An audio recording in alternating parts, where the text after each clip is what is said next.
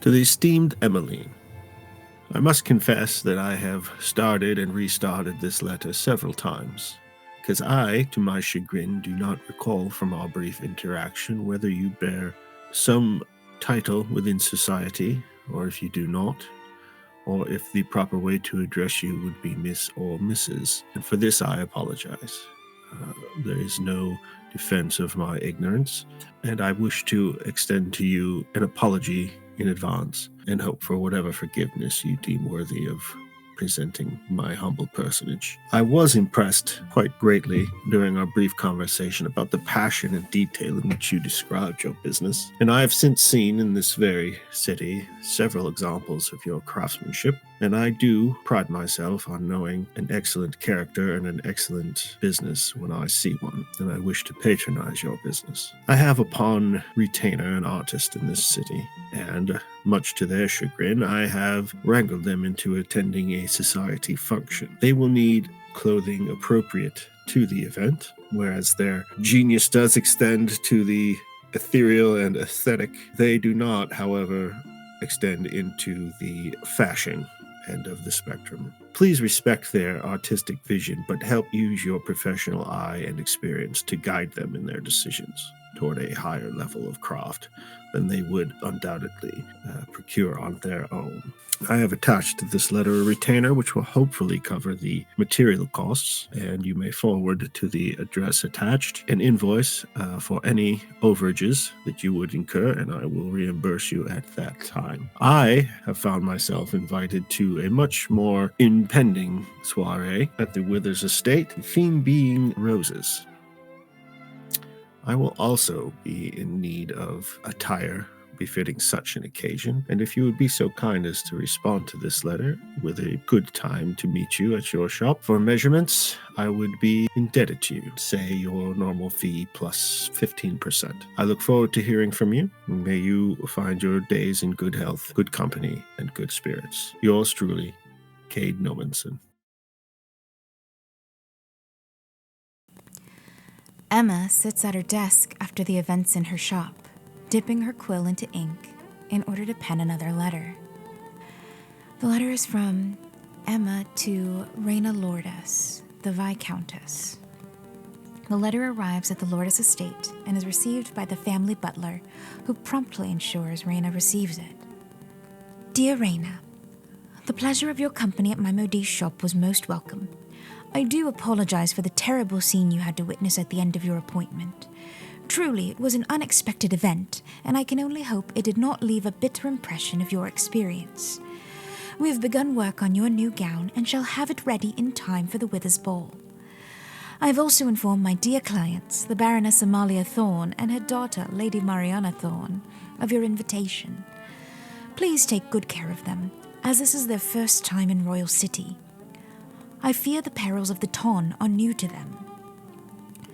As for the invitation you extended to me personally, I fear I must refuse. Unfortunately, after the event with Lord Stonebrook, I would be remiss in taking so much as a few hours for myself. However, you may join me for tea whenever you like. I'm a humble modiste and could not afford the fine china and delicate patisseries preferred by the peerage. But I can assure you the tea will be palatable and the biscuits will be warm. Oh, and please, do reach out to your mother about the missing payment.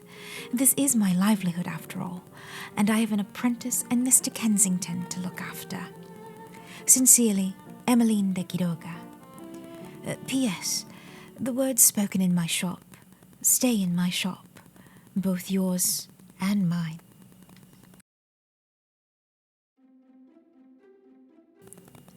A letter arrives at the palace, and it is given to the Duke. The letter itself seems to be written in a flowery, exaggerated script, as if the writer intended to disguise their handwriting. Somehow, Tabitha has found out about Lady Indigo.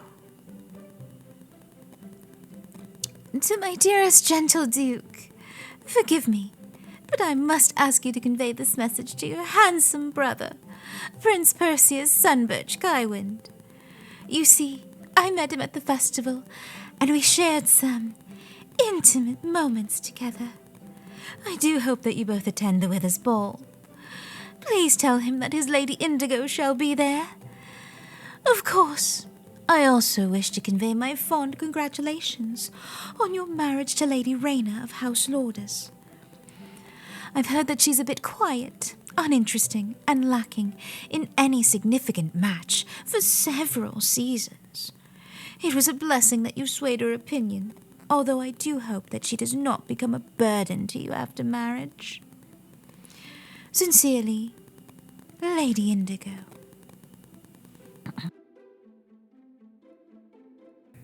Dearest Emma, it was pleasurable to be able to grace the kindness of your hands and the shop once more, as your skills have always been my preferred choice of style. I won't dwell too much on the events that transpired after my fitting, as it clearly seemed to have affected your assistant more than it visibly seemed to have affected you. Nevertheless, I am sure you have made the finest garments once the time and proper payment allows. My deepest apologies for the mishap. I've been in correspondence with my mother at haste, but have not received notice back. I'm sure she will reach back out to me at once. Sincerely, Rayna Lourdes. Hi everyone, welcome to the Pocket Dragon Pub. My name is Tahana Joy, and I will be your game master. Tonight we are playing Good Society and telling the story of the secret ways of love and magic. I'm excited to tell a fantastic story at this incredible table. Let's find out more about our storytellers, shall we? Vixie. Hey everybody, my name is Vixie Bell and I'm your friendly neighborhood player at the Pocket Dragon Pub today. I'm super excited to be here and super excited for this game of Good Society. I will be playing Emmeline de Quiroga, Emma for short, a modiste who is self-made and determined to live her best, most independent life with just herself and her cat. And I'm going to popcorn it over to DJ. Hi everyone, I'm DJ. I use any pronouns, and tonight I'll be playing Rayna Lourdes, who uses she, her pronouns. She is the Cornerstone playlist, and she's Viscountess, getting up to a little bit of shenanigans and some lavender marriages, and also some really bad flirting. But I'll pass it over to Ronan. Hi, I'm Graphical Ronin. I use he, him pronouns. I will be playing Cade Nomanson, the new money sad boy. And hopefully he'll be more sad than last time. He was too happy last time. We need him to be more sad. Yeah, I had a good time last time, and I need to... No more laughing, sad boy. Oh, no. No more laughing, sad boy for us. Well, thank you all for joining me at the table. Are you ready to play a game? Yeah, let's do it.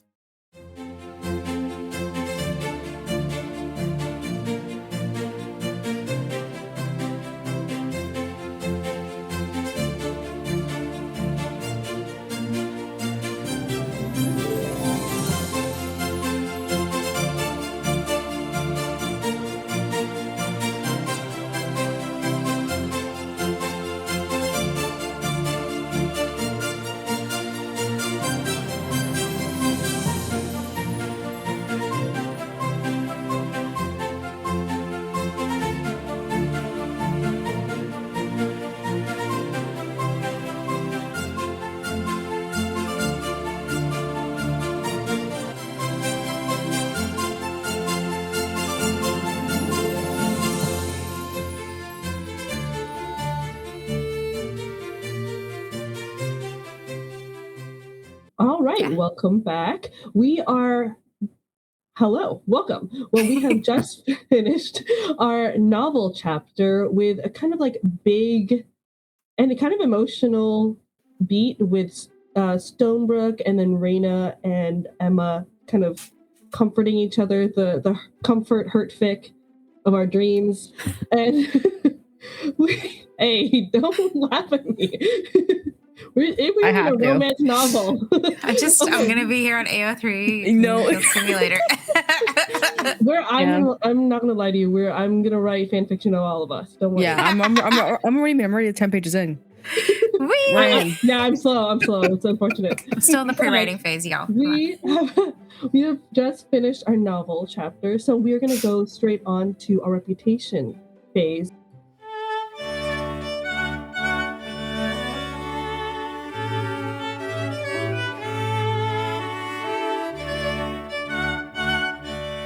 We are basically adding reputation tags to our character sheets, and if you have 3 or more of one thing or another, positive or negative reputation tags, a condition happens. So let's see who has something to add on to their reputation list. I think, Cade, you had an idea already. Yeah, since the majority of my epistolary phase was in search of more business, I think would end up, as far as society would be concerned, as a positive thing. Mm-hmm. So I was going to add the industrious tag. Yeah, I think that definitely fits.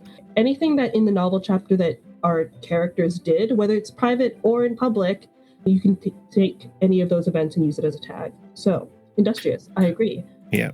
And that does put me at 3 positive and 1 negative. Okay, with a reputation condition, I think for this next, what's it called?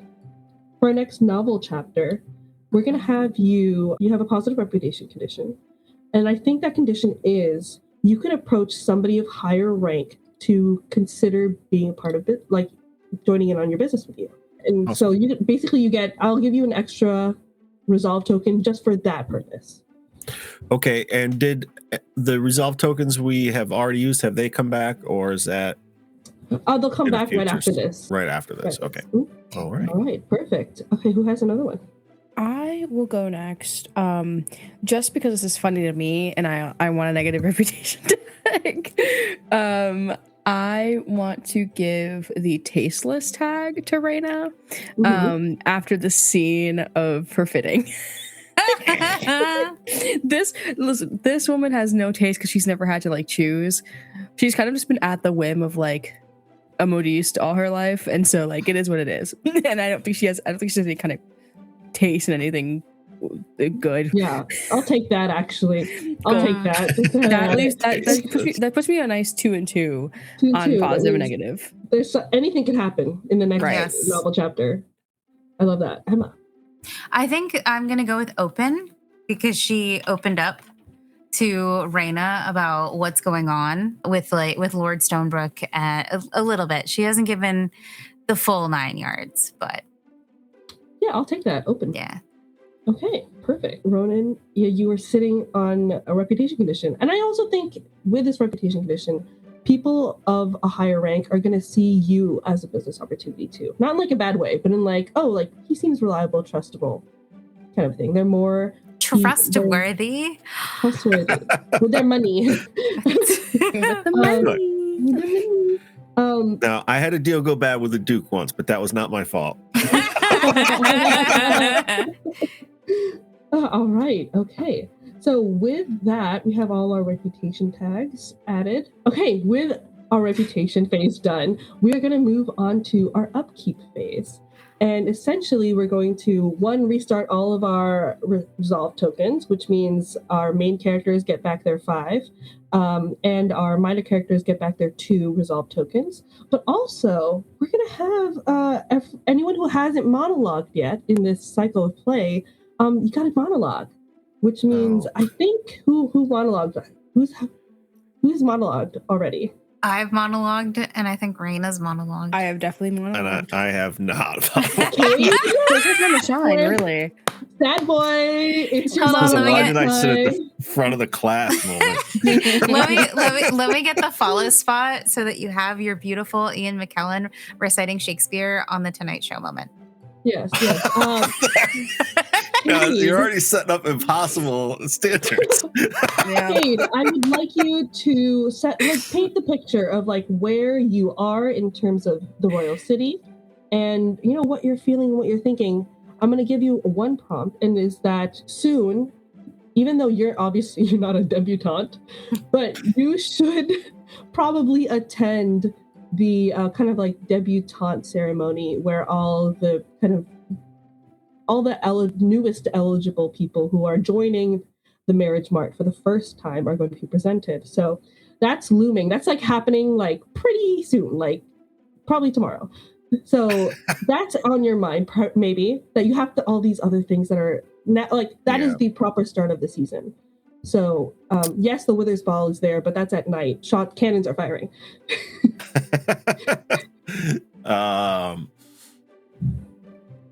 Boy, I would think with something like that looming, it's definitely not like high on a list of things he would choose to do. That's fair. It's probably very high on a list of things he would choose not to do. As a matter of fact, so in a rare indulgence of weakness, he's kind of running from it. Well, he's got time, sort of that thing where you put off sleep, even though it's going to make things worse for you tomorrow morning. And he's kind of not drunk, but he has been drinking. And he's just kind of walking through the center city. He's looking at it with a couple of different sets of eyes. He's definitely his appraising eye for, would this be a good purchase? Is this a sort of business that I can get into, expand my portfolio and stuff like that? But he's also looking at it with much younger eyes, because one of the letters he wrote was actually to his dead lover because it was her birthday. So he's got that weighing on his heart. He's just remembering the times when they stopped and were just present in the moment. And I want to say he's been out just walking the streets all night long, thinking about how he doesn't want to do this, silently cursing Elias for putting him in this position in the first place. It's clearly all Elias's fault. Yeah. But he also knows himself, and he knows his own heart. And he knows that it's something he has to do, and that Elias is just doing his best to help Cade manifest what Cade needs to manifest in this moment of weakness. But he would stop the morning of this debutante. I don't know what's the word, introduction. Debutante ceremony is definitely what it is. Debutante ceremony. There's a garden party afterwards, but that's really what this is for, ceremony. And he realizes that he's only got a couple hours to get back to his apartment, get a bunch of coffee or tea into him, and have Elias help him get prepared for the day as far as his outfit goes, his outward appearance. But he does stop at one terrace as the sun is rising, and he thinks in that sunlight he can see far off the glitter of the great river where his home is. And he sort of says it out loud, but very quietly. You would have to be like right next to him to hear him say it. And he just says, "I'll do it for you." Takes one more sip. Heads off. I'm looking up so my mascara doesn't run. Okay. That's so fine. That was lovely. Okay. I can't cry yet. I have so much more narrative to do. I know. So your mascara doesn't run, okay? You guys were all upset that I was too happy last time. and you brought it back, And then really, you were like, bet. Yeah. You were like, don't even. I can get sadder. I think okay. All right. Well, I think as Cade is standing on this terrace, speaking out a promise, other people are rising with the sun. Actually, I'm going to throw it to Reina. When do you wake up for this beautiful, lovely, this isn't your ceremony anymore, but do you rise with the sun? Do little birds come in your window and say, "Wake up"? Okay, so does a cat say, "Meow"? Feeding time. And somehow Mr. Kensington is here. No, no, I think that Raina does get up with the sun. I think Raina does get up a little bit before the sun rises to watch the sunrise.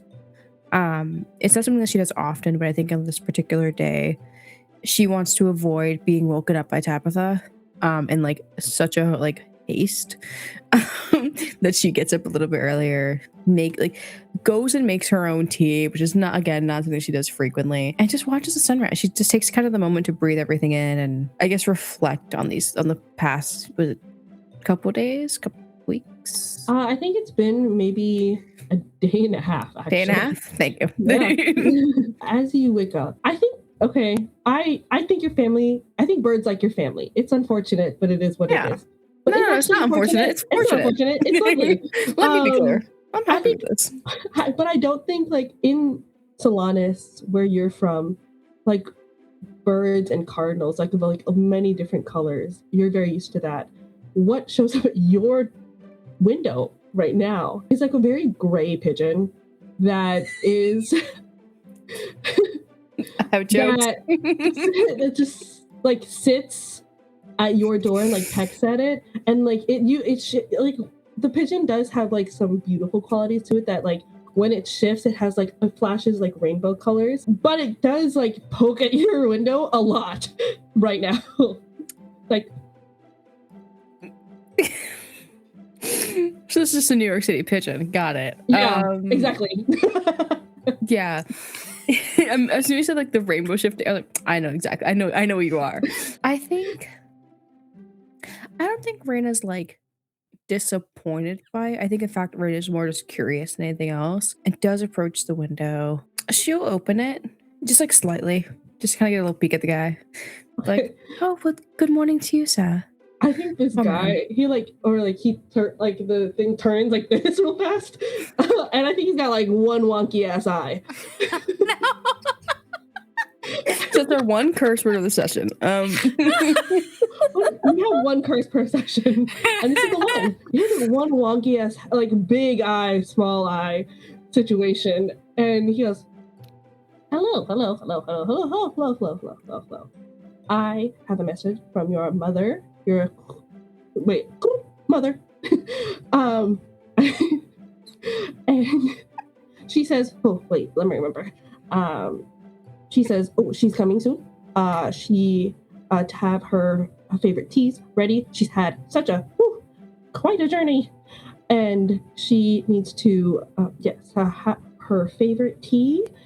She needs her special shoes, and she needs her she needs to make sure that her sheets on her bed are ready." And then the pigeon looks at you very, very expectantly. Oh no. I think in Solaris, I think Raina would have definitely had treats on the ready. But I don't think that Raina was prepared for the amount of wildlife here. And thus it didn't prep accordingly. So she's just like nodding and giving like the yeses of like, yes, of course, I will make sure that my mother is seen well as she arrives.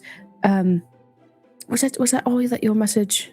Was that all that she asked, or rather wanted to let me know of? I did send correspondence to her. That's it. She just stares at you, still waiting for what is very clearly his treat. For responding to this, for like delivering this message so far, like ahead of your mom. It's tipping culture. They're gonna talk. It's like the screen. It's like, you know, it's like, would you like to hear it? A tiny screen. I think that Raina.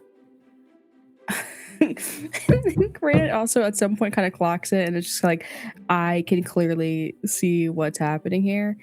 But I don't know how to get out of the situation, and so you can either lie to this pigeon, or you can, like bring him along into your house, like invite him into your house, and then find somebody to give him biscuit. Or I'm gonna be very honest with you, he's gonna poop on you.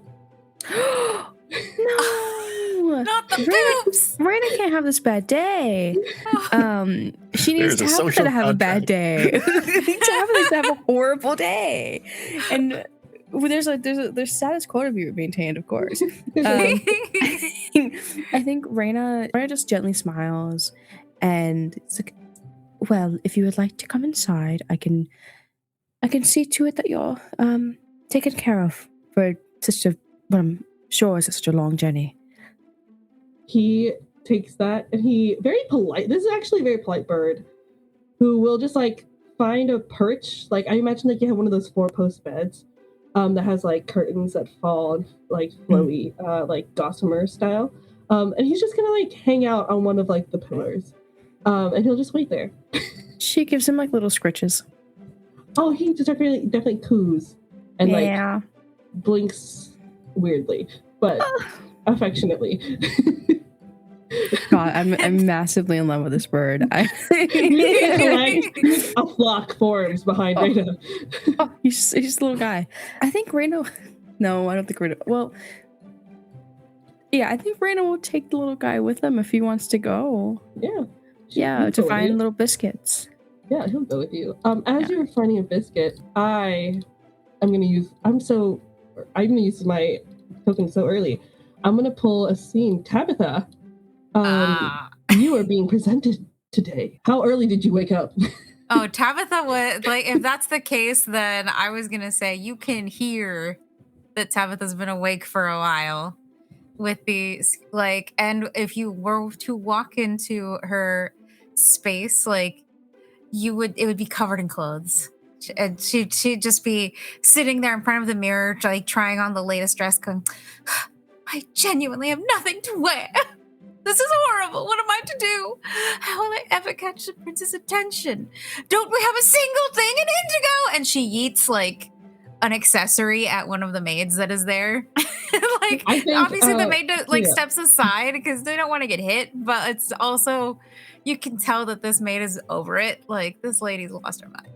I'll say that maybe the door is open because another maid having come into the room to like try to sort these things out. As Tabitha throws it, goes through the open door, Raina almost hits you. Okay. Because I can say this. I think that Raina has Bird, not JJ. Now I gotta come up with a name. Oh God. Oh yeah, he doesn't have a name. PP for plain pigeon. I was gonna say Dee Dee because I was like, oh, that's the first thing that came into my head. Because I like now it's like alliteration. I like Dee Dee. Yeah, we'll stick with Dee Dee. So yeah, Raina has the pigeon now dubbed Dee Dee unanimously. Yeah, unanimously, of course. Hilarious. Yes, Dee Dee. On like one shoulder. And senses the vibe and coming out of that room. And as she's walking to like, she's like, I'm gonna have to dress it, walks towards the door and sees the object flying out and like catches it with like her hand that's not like with Bird on shoulder. Mm-hmm. And just very politely hands it over to like the nearest maid. He's like, it would be wise if you didn't have to throw things in this fine establishment, Tabitha. Lest you knock someone's head off. And Tabitha is like adjusting a very ostentatious hat on her head. And she turns to you and says, What? What do you mean, cousin? Don't you understand? I have greater things to worry about than who gets hit when I toss something aside. I need to capture the prince's attention. How can I be his Lady Indigo if I have not a single thing that's indigo? What shall I be then, cousin? Lady Chartreuse? That's not even a good color! And she looks so upset. She like throws this elaborate hat off her head and throws it on the ground, like she's having like a little tantrum about this. To be fair to Tabitha, Chartreuse is really bad on her skin tone. Like it just so bad. No. And I think Rand knows this. It's like she's like, I don't want to indulge this woman, this young lady, if you will, in the trials and tribulations of color matching to skin, and she's not gonna. And she looks at Tabitha up and down and goes, well, I suppose that if you don't have any indigo, then that wouldn't make you Lady Indigo, now would it? She narrows her eyes at you and she grabs her like her skirts and stomps towards you and says, cousin, Whether or not I'm actually Lady Indigo doesn't matter. What I need is for people to believe I'm Lady Indigo. Don't ruin this for me. I am going to marry a prince. If it Is that kills so? him, Oh, well, not me. I care about my life. But if it kills him, that's fine. I inherit his title anyway. All works out. See? Assuming you marry him, correct? Assuming that he'd be fond of you enough to marry you. Why must you always use logic, cousin?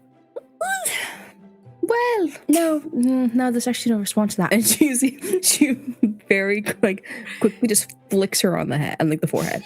She's That's cousin behavior. and just goes, "You have, oh Lord, what time is it?" It's like 8 a.m. Yeah, I'm feeling she needs to be there now. You know what I mean? She doesn't spend much time. I think Do it you have probably 30 starts minutes at- like that? It probably starts at 10. Got it. With the amount of, it's hard to find parking when these things happen. The carriage parking is atrocious at the castle. Oh, but of course. So it would be it's not like you're super pressed for time yet, but you need to get going. I will remind people that as you guys are as the girls are fighting, Tabitha, Raina, you have an uncle who's also probably staying at this house because Tabitha is there. So we have Enzo Lourdes, probably somewhere in this. And far away from the situation as humanly possible. He didn't actually. He's not as far away. It's it just so happened that he wasn't there when it started, but he can hear everything. I imagine in the back. Yeah. In the background, it's down a long hallway. Their two are fighting. He walks into the frame, hears what's going on, turns Yeah. You see the vision here, right? You see the vision in which I'm then going to be can I spend a resolve token to have him turn our back around? Yes. You realize the kiddos are arguing, it's not my fight. I turn around and they're like, dang, it really is. And then you had to turn back around and address the situation. I am the adult, you're adult. Yeah. It's oh no, yeah, this is my fight. Yeah. I will take yes, please burn that resolve token. Thank you. All right. Enzo Lourdes. Maybe the DJ, do you want to describe who wants to describe what Enzo looks like? I will leave it to you, Ronan. Oh, up to me. Yeah. Would you say he's definitely a generation older than Reina, but is he at the upper end of that? Is she one of his youngest? Is Tabitha one of his youngest? Tabitha would definitely be one of his youngest. They're not super close. Maybe I would say about a 10-year difference. Maybe it's closer to 15 between the Reina and Uncle. So he's in how his math works. late-ish 40s. Yeah. Yeah. Yeah. Okay. Mm-hmm.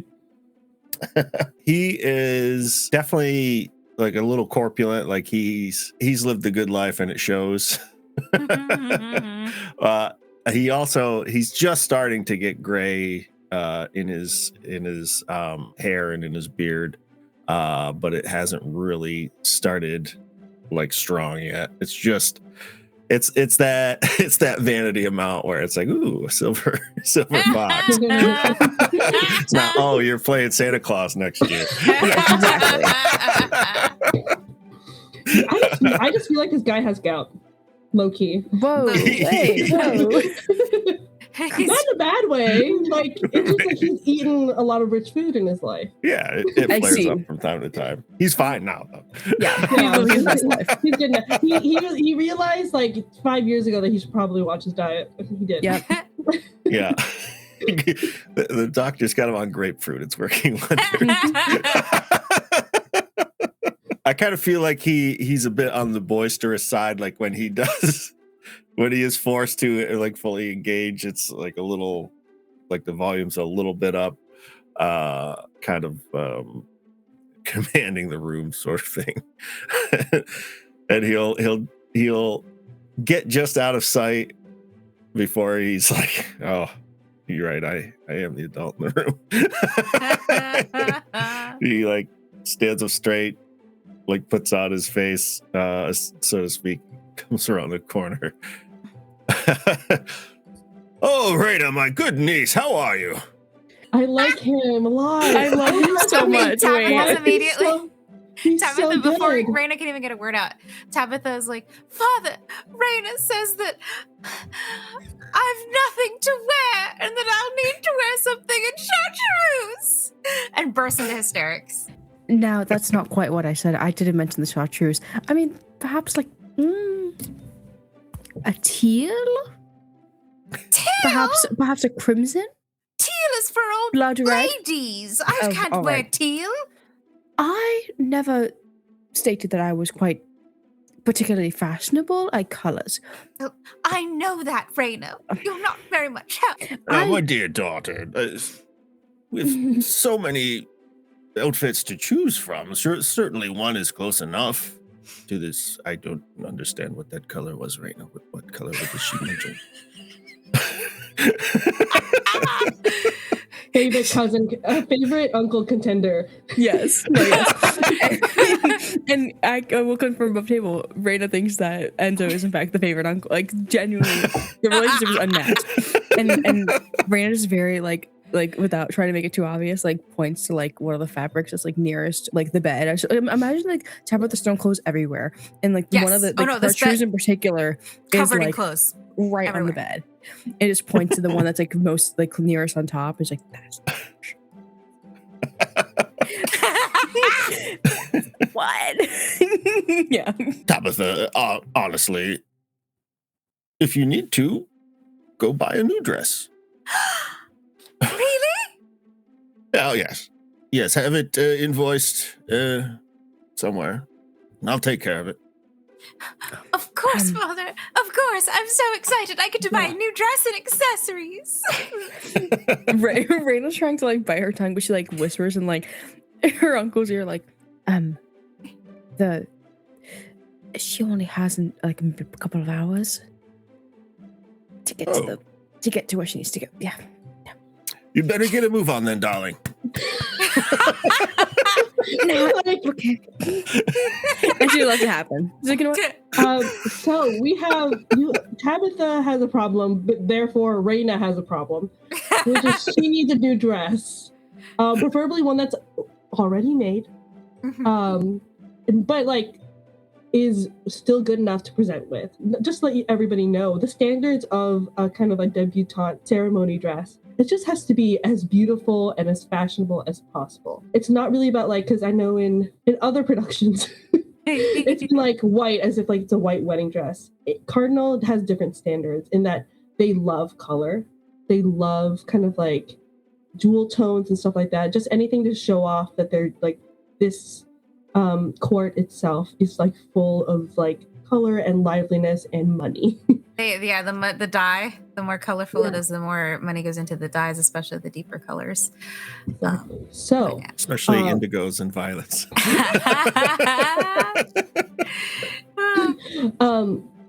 Right. So Raina, you have a problem because Tabitha has a problem. Raina has a problem. Oh Lord, this is gonna be so bad. I won't need to spend. I won't like because I don't think there's no need to spend a resolve token here. I think it's just a continuation of the scene. I think Raina is going to go where she knows best and is going to go to the modiste. As Raina, you like call for the carriage to take you guys to the modiste, who you know will be good and hopefully have something for you. Yeah. What are the chances they have something in indigo already? No, I think specifically, like, she just goes and takes the initiative to do it, and it's just like has the carriage ready by the time Tabitha's still like in strife, you know? Okay. Like Tabitha's still getting dressed to go to the modiste. Yeah. And everything's already ready to go. So Raina's already there. Do you want to go with Raina? Oh, does Raina want to go with Tabitha, or just Raina goes by themselves? I think Raina will go with Tabitha. All right. So while that's happening, kind of in the middle district, our modiste is actually probably, I don't know if they're getting ready for the debutante ceremony itself, but you guys are probably awake already at the same time. Well, my question is, do you think that Mariana and Emma are getting ready. Are they going to do the debutante ceremony? That's a big thing. So It's one thing to say that you're a peerage. It's another thing to dress up like you are and to like fully commit to the bit, essentially. Emma is usually up fairly early. She's usually up between around 5:30 and 6, most with the help of Mr. Kensington, who usually wants breakfast around that time and will paw at her face. She lives above her shop. What I don't know is if Mariana lives with her. Probably in another room. Yeah, so usually she'll wake up first, she'll light her candle and then light her lamp to feed Mr. and takes care of Mr. Kensington, feeds him. And she has a small desk in that room in addition to her bed, on which are a few letters that have been opened and read. And she'll wake up. She'll wake up Mariana once Mr. Kensington is happily sated, and get ready for her day. Which, once breakfast is had and she's dressed, usually in a very simple dress with an apron over it, begins around 7-ish. But today she is very busy going through her trunk, planning for what's about to be the greatest advertising scam in the history of the ton. What is she looking for in that trunk? The trunk has a collection of different things. Among them, is a set of incredibly beautiful fabrics, not unlike the pearl silks that Kate introduced her to. But these are also bolts of very rare and beautiful fabrics that were very hard to come by. They clearly have some magical aspects to them, specifically in alignment with some of the different deities. There's one that is as silver as starlight, an ode to the stars and to Luno. There's another fabric that's as golden as sunlight, a tribute to the god of the sun. And there's still another that is the deepest shade of it's essentially kind of a fabric that is the color between the sky and the ocean, that seems to flow from a light blue into the deepest indigo. And depending on how it is cut and put together, it would make a beautiful blue gradient dress that can remind a person of the sky or the ocean. Beautiful. Mariana's probably not the one that was beautiful, thank you. But also, so Mariana is awake and she's pacing nervously. Just kind of like, not like I imagine that she's like doing work downstairs, and she's like gotten ready enough and then gone downstairs.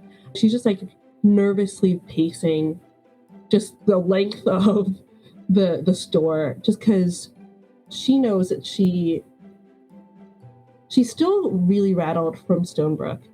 She knows that she messed up that jacket. That was her fault. And she's basically responsible for the dressing down of Stonebrook to Emma. And so she's really nervous. And she also knows that there's like a debutante ceremony happening in a couple hours. And she's like, I don't know if she doesn't really want to go. Admitted, like, just from her body language, she doesn't really want to go. But if she doesn't go, there might be complications with that. So, what do you do here? I think at this point, she comes downstairs with the bolt of fabric and sees Mariana like kind of pacing and says, Mariana, why are you acting as though you're about to bore a hole in my floors? I'm really sorry. I don't know what to do. What do you mean, dear? I feel like I've ruined everything, and it's just the season's just started. She takes a deep breath. You've ruined nothing. We can make this work. We just have to play our cards correctly. And as she says this, she holds up this fabric to see if it like suits her. and is pleased when she finds out that it does. She says, "Now, dressing you like a member of the peerage is easy enough. Acting like one is a bit of the hard part." She looks at you with huge eyes, huge brown eyes. Like, huh? She gives a small sigh. Even I don't know everything. I'm not of the peerage. She takes a deep breath and sets the fabric aside. "Remember what I said. You'll need to stay quiet and nod, and try to listen to how others interact." I can do that. Be quiet. She's just like, she's like committing these things to memory. And she will see if there's like a little fan on the wall, mostly there for presentation, to see the selection that other debutantes can have. She walks over to the like fan display. She will take it and she will like twack it. Just kind of like, yes, it is loud, but as she like holds it to her face and she will like she says, "Be quiet and demure," right? Right, and maybe don't overuse that fan. As I understand it, they have a bit of a language to them, and the last thing you want is to tell some old codger that you want to sleep with them. Ooh. She kind of like gently closes it. Well, this will be a dress for the Withers Ball. I'll just need a little time to work on it. I might lose some sleep because I have other clients to tend to, but it should be fine. It should be ready by then. Right. And we're not going to the ceremony, right? We must. The Baroness is here with her daughter, that is what I told the Lady Lourdes. Right. What Okay. other reason could they have to come here than finding a match? Okay. Right. Don't worry, I have just the thing. And she goes she goes to the place where the ready-made dresses are, and she pulls out this beautiful indigo dress. It's a little more on the purpley side than the blue side. It's got pleats like down the center, in sort of like, because it is an empire waist because we're in that era. So it's got a pleats in a V, in like a kind of an hourglass or a reverse V shape. So you have the V shape on the top of the bust down the center and a V shape down the center, like down the center line of the skirt. That's it, done in a slightly lighter, more purple fabric to bring out the purple hues in the rest of the dress. And she holds it up to Mariana. And she looks great. What? And she looks wonderful. Yes. Well, she holds it up to show Mariana the dress. Mm-hmm. And I'd like to spend a resolve token to have Raina and Tabitha arrive just as she's holding this dress up.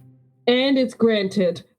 Like the indigo fabric's behind the counter, so we won't see that. But the dress that can I add to that resolve token? Yeah. Can I resolve a resolve token, if you will? Yeah. What's it like, stacking in Magic the Gathering? That's what it feels like. So in the way the stack works, right? And I spend the rest of the session talking about Magic the Gathering. No.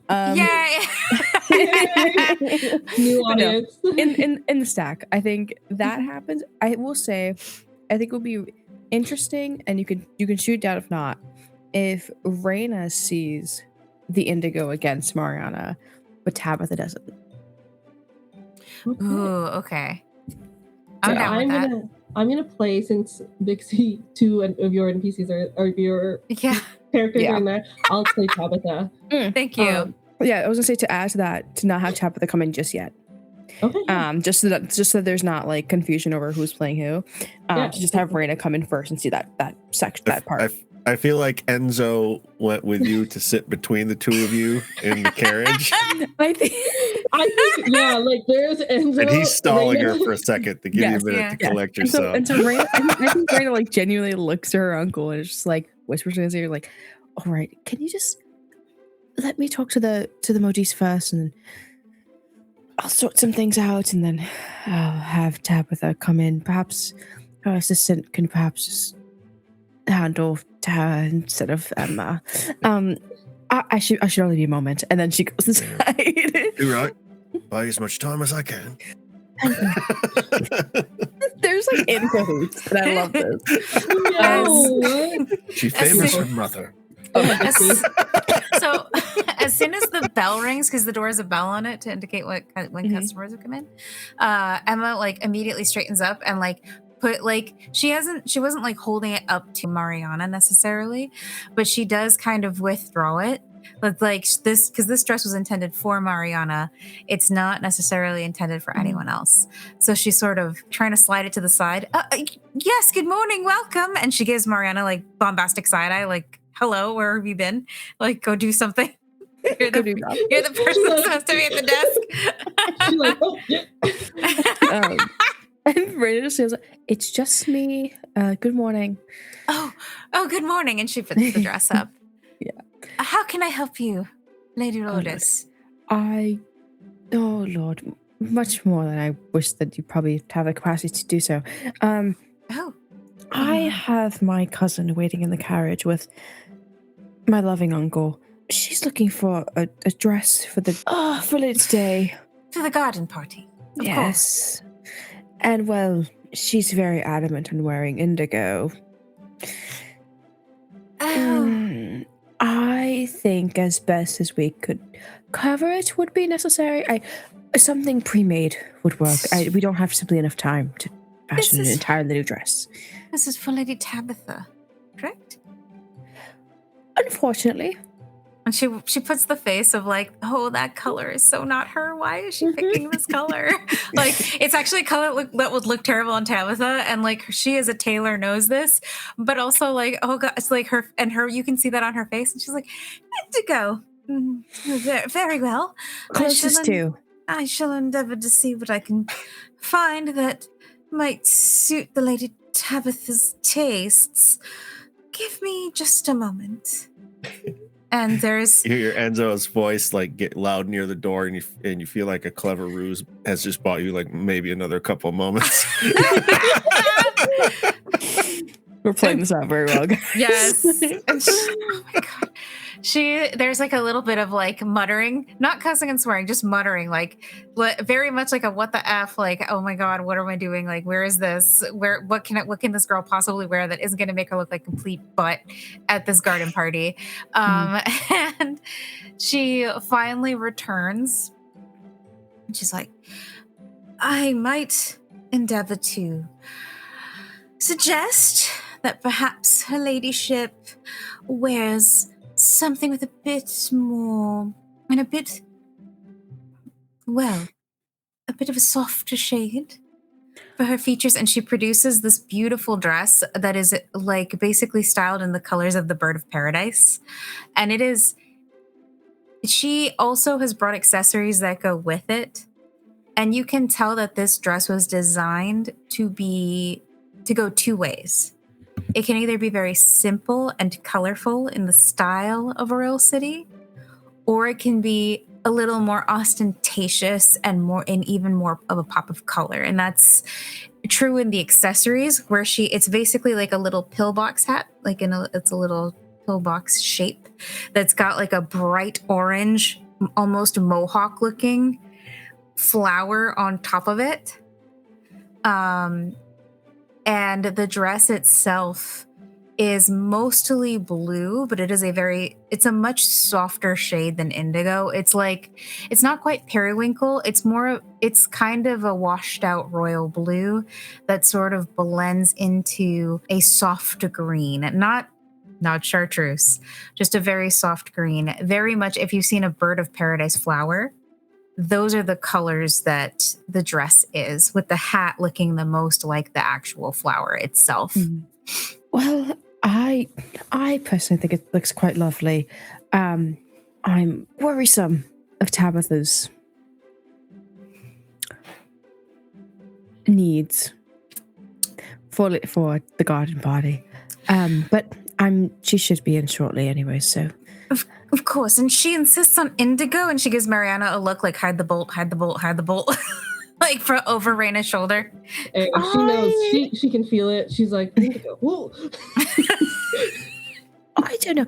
I did in fact want to potentially have your assistant handle her, not to kind of just throw her, and like she looks to Mariana, not to just throw her at you, but just to kind of give you some reprieve from dealing with her for like elongated periods of time. And I suppose like to get radiation. There's a bag of radioactive cats.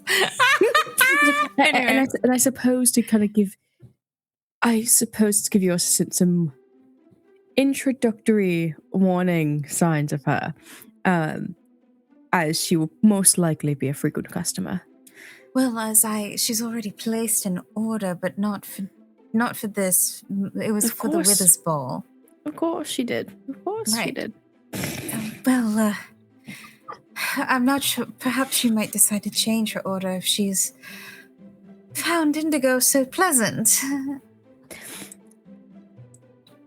My word of advice, not that it matters here, not my expertise. I would say don't go indigo, but she's rather adamant on this need.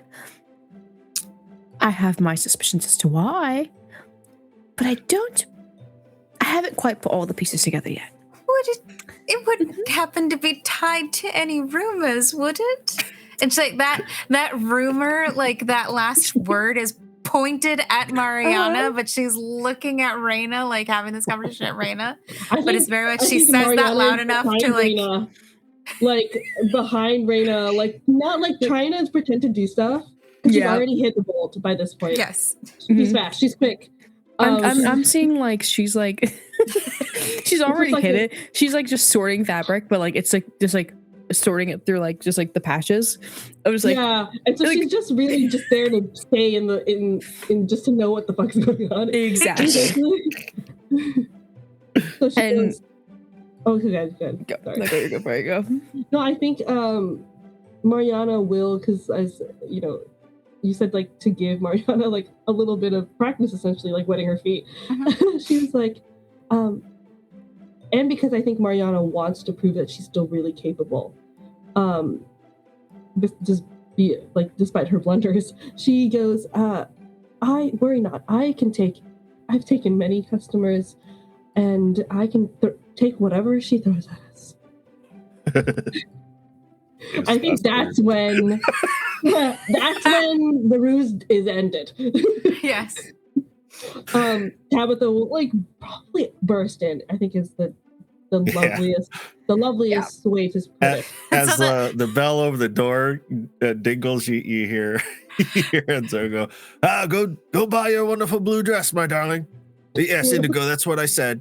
And he makes eye contact with Reina. It's like, I got you what I can get you. You're on your own. He is MVP of this episode. Yes. Is Enzo. It's opera Uncle Enzo who my guy, for real. manages his daughter. Yeah. He's like, this is the last one. He's like, this one, and I can retire. Yeah. After she gets married off, he's out of his hair. He can go just live on the beach somewhere and be done. Give him his beach episode. He kind of deserves it. I mean, he has to live with Tabitha. Yes, he does. Yeah. But yeah. So, Tabitha bursts in, and I think that they do. Actually, it's Tabitha and Mariana now, and I think because I think like Emma sees her come in, very gracefully puts the dress on the counter for Mariana to deal with, and she like discreetly takes the bolt from like the desk and says, I'll leave you to it, Mariana. I need to work on the gown for the other client. You know, the Thorns. They are also going to the garden party, and, well, things need to be ready for them as well. Of course. We'll take care of everything here. Actually, Emma, would you mind if I just spoke to you more about that? Or just Because she's trying to like find an excuse out. She's like, I can't be in this room with Tabitha. I'm gonna lose my mind. She gets She's it, trying but to it's find, also an like excuse. you can see the anxiety as she realizes that you want to talk to her about the thorns. And she's like, I have strict client policy. I have strict client privacy policies. I'm not at liberty to discuss the designs that the Thorns have in mind, but you're welcome to join me for tea. That would be most pleasant. Yes. And she like guides you up the stairs. She'll be like with still holding this bolt, and she's very intent on keeping you distracted. But she's also intent on keeping this bolt away from Tabitha. So upstairs for tea is probably the best way to go. So I guess they disappear up the stairs. Yeah. So it's just Tabitha and Mariana, and I think Mariana is basically just measuring to make sure that the dress will fit. And so actually no, because I think that if they're a previous client, they would have measurements already, or they might double check. But as like Mariana's just double checking these measurements that they're like in accordance with their records, I guess. Mariana will just very casually say, "Indigo, quite a new color for you to start experimenting with, Lady Tabitha." Yes, that's right. I happen to have fallen in love with the color. You know, I heard it's the prince's favorite. Right. Oh, I didn't know that. Yes. Well, and I suppose if I wear indigo at the garden party, surely you'll notice me. After all, we're meant to be together. Of course. Who would ever not notice you? Thank you! Finally, someone who sees me for who I really am. Right. Beautiful. And she's gonna show the hat. A beautiful, darling bird. Yes, beautiful. And she takes the hat and puts it on her head, and she says, "Oh, I love the pop of orange. That'll really make me stand out." Of course it will. Again, who could ever keep their eyes off of you? Absolutely. Did you know that the prince actually borrowed a book from me? I didn't know that. I heard something about the prince, but everyone talking and things. But a book. So exciting. What kind of book? She's like, "Oh, some old thing I had. I don't even remember the title. I have so many books." Well, it sounds like you and the prince are a match, perhaps. She smiles and looks dreamy and just says, "Oh, I'm aware, I think that we're very deeply in love and simply destined for each other. The only problem is that he's not really aware of destiny, so I'm just helping him wake up." Of course. Sometimes fate is, a knock on a door. Sometimes fate is a pop of color. And she will just kind of, I imagine they are like Tabitha is being put into the dress at this point.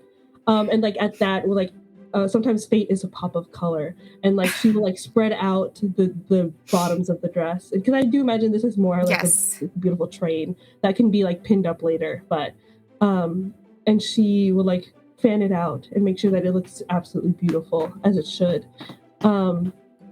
This dress is beautiful. On Tabitha and the accessories that were chosen, it looks crazy. It's very like, oh, this dress could have been beautiful if you didn't add all that. Like, it definitely, like, I think when the intent probably of Emma is like, you pick one very bold accessory. You don't pick all of it. And Tabitha has probably chosen all of it. Yes. And correct. I think with that, well, she will. Okay, last thing is that as she says that, do you have any plans with the prince then? What are your plans with the prince if he doesn't know his fate? How are you going to remind him of it? She frowns and says, "Well, obviously, I need to speak with him, Right? and then perhaps I shall ask him to tea at the Lotus Manor. Beautiful.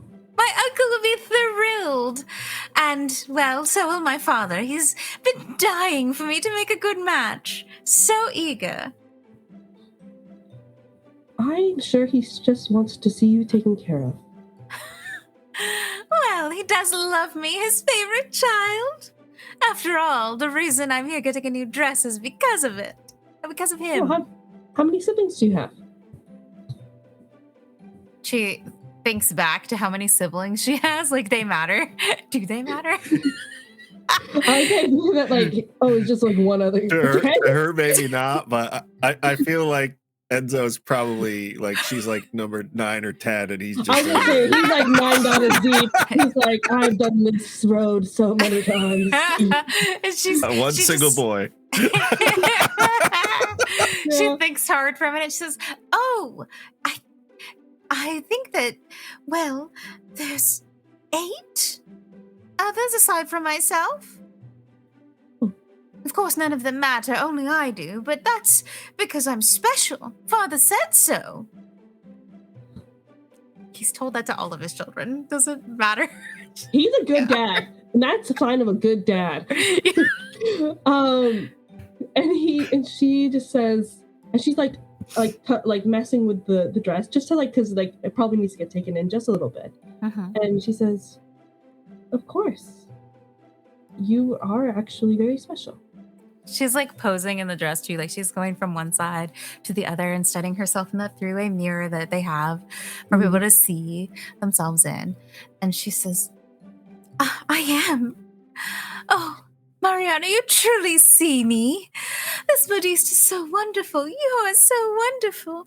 When I get married to the prince, I will recommend everyone come here and buy their dresses.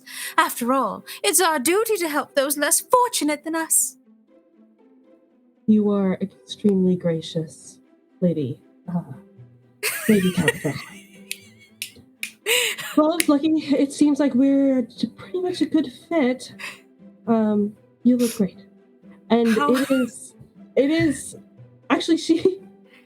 I'm trying to figure out how There are two Mariana wo- hasn't there are stabbed her with a pin yet, but okay. I'm going to be honest with you. There is a part of her like behind, like as she was posturing, there was like a part like on the shoulder that could have been taken in, and there was this brief moment where she had a pin in her hand and the shoulder, and she thought of doing it, and she was like, "No." I The Lord is can't. testing me. Not after I what know. happened a couple days ago. And she was like, "This client will complain a lot, and I don't want to deal with that." Yes, the Lord is testing me. Yeah. So she will basically just leave. Okay. There's a part of Mariana that wants to, if there are some parts that are like a little bit loose and not perfectly fitted, there's parts of Mariana that want to make sure that stays not super fitted. Like it's not perfect, but she adjusts things. She makes Tabitha look essentially as good in this dress as possible. Because she knows that it's Emma's reputation, not hers, and not her own ego in this. And so she doesn't want to ruin Emma's reputation as a modiste. So she makes everything perfect. Tabitha looks great, except for the gaudiness of her jewelry choices. But the dress itself looks really beautiful. Is there anything that happens with Reina and Emma that we need to go over? Ooh. I think when Emma's like apartments above the shop. Well, like she's got like a little space above the shop where she lives, right?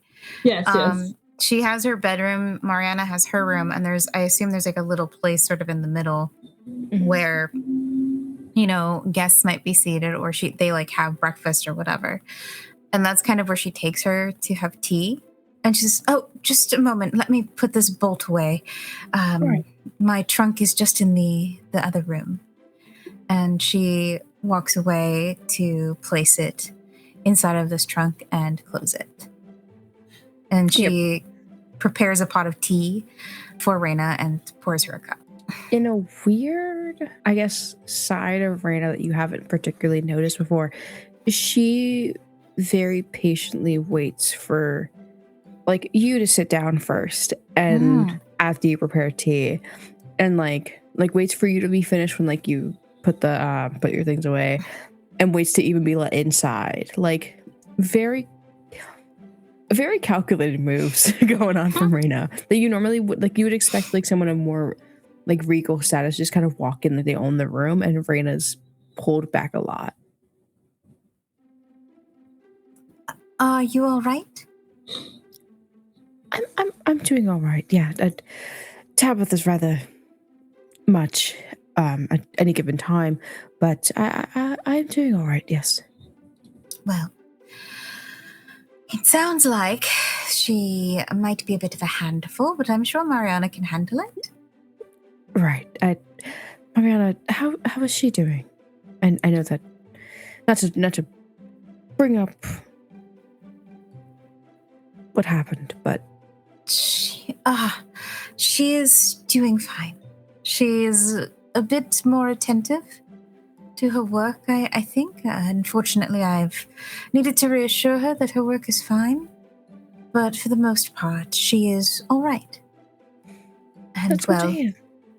With you and the many others who've come to do business with me, I think we'll be all right this season. It hasn't negatively impacted my business, thankfully. Right. About the mispayment, I haven't received correspondence from my mother. I mean, about that in particular. I did reach out to her for her to let me know. I don't want to delay you in receiving any payment. And like you see, like she's very nervous. And I think that in this moment, again, Emma is torn between being a decent human being and also using this to her advantage. And because she needs this to work for her, she's desperate to get out of her current situation. It's a survival instinct for her. That is what she defaults to, and that's why she says, well, if you can't pay financially, perhaps you might do me a favor. She's about to correct you on that and be like, well, like no, I can pay. But she's kind of stopped short. She's like, what is it that you need? Well, I've told you about my friends, the Baroness and her daughter. Mm-hmm.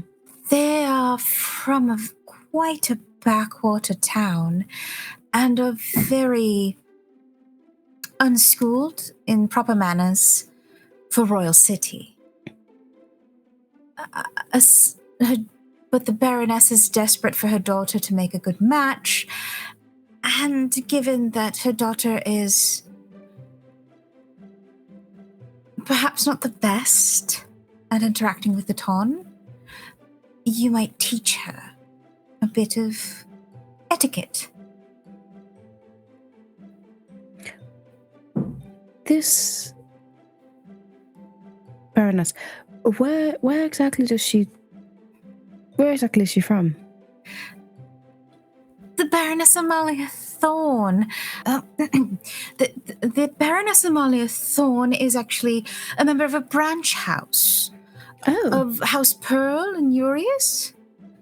Their barony is quite small, out in the countryside, near the wild homes, far away from proper society. I see. Well, seeing as how finances are currently up in the air, I'm happy to assist. How did you get close with the Baroness. She's in the middle of sipping her tea. Uh-huh. When you ask that and she like spit takes, like, okay, hold on. I'm gonna throw Emma a bone narratively, which is I'm not gonna use a resolve token because I'm gonna incorporate this into Mariana's background actually. I like the idea that Mariana is actually from the Wild Homes.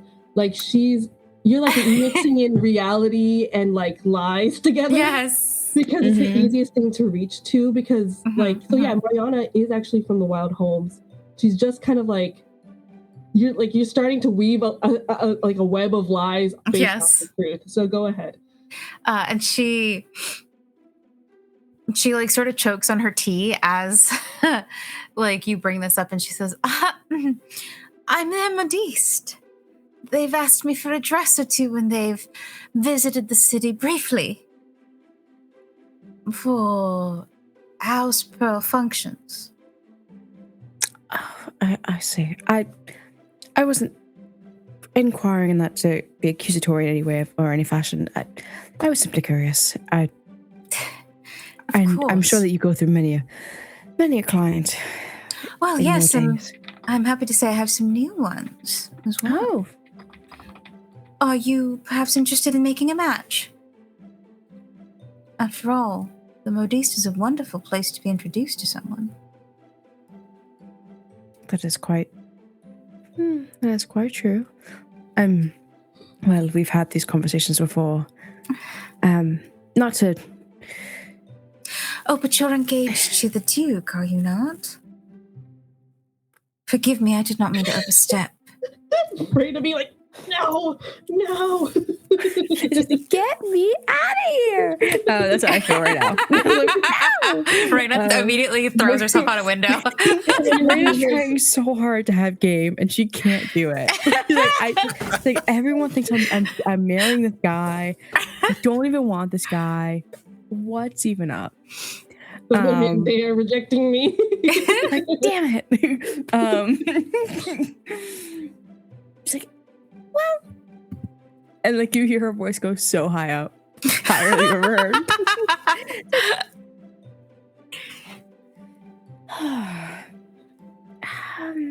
We've been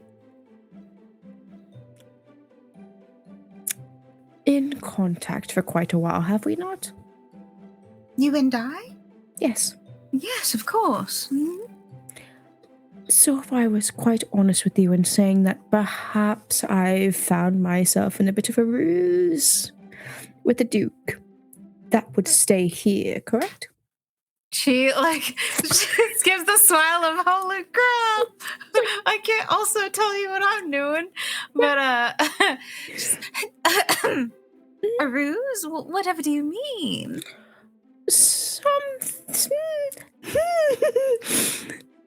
Something of the more lavender sorts. Oh. That was great. I see. I mean, what do you know better than anyone else? The Duke is lovely. We've been childhood friends for years. That has not changed. But we both realized after we were rather young that I particularly didn't want folks. I didn't like him. I feel that's just the better way to place it. Right. Well, then the match I have in mind might not serve you. Oh Lord, who were you thinking of? Oh, I don't think you've met them yet. A gentleman by the name of Mr. Nomanson. Quite wealthy, actually. Oh. I think Mr. Nomanson actually sent me correspondence. He was asking about a business inquiry, actually. Oh, well, he is a businessman. I had the great pleasure of dancing with him at the festival, and I offered to make him a match. You danced with him at the festival? Briefly, yes. I imagine he took pity on me for standing alone. Darling, I I don't think that was quite the case. Well, we did speak a bit of business. Perhaps it was simply the fact that his shirt was made of a rare fabric from Urias. He was kind enough to give me the contact. You see, she just kind of purses her lips. She like there's a couple things happening here. I think you see her kind of like inflate or like deflate rather at the mention of like the dance with Cade. But then hearing the way that you're talking about it, she kind of just like is just trying to like tight lip, like, you know, maybe she just doesn't think that like that there was anything to that. Maybe there's a way. Delulu is the Salulu. But she's also like, I can't be that like Delulu, and I have to like let her know, you know. And she's just like, well, normally in such cases of a festival, being asked to dance is not just a business inquiry. Although I'm sure that you know that. Well, I suppose then I should admit that I may have gotten into a bit of trouble with Stonebrook, and he was merely trying to save me from Stonebrook. I fear you find too many excuses to... Hold on, you did what to Stonebrook? I may or may not have knocked him into a tray of desserts. Honestly, He deserved what is it. Yeah. Mm-hmm. Raina's like, I did hate that guy.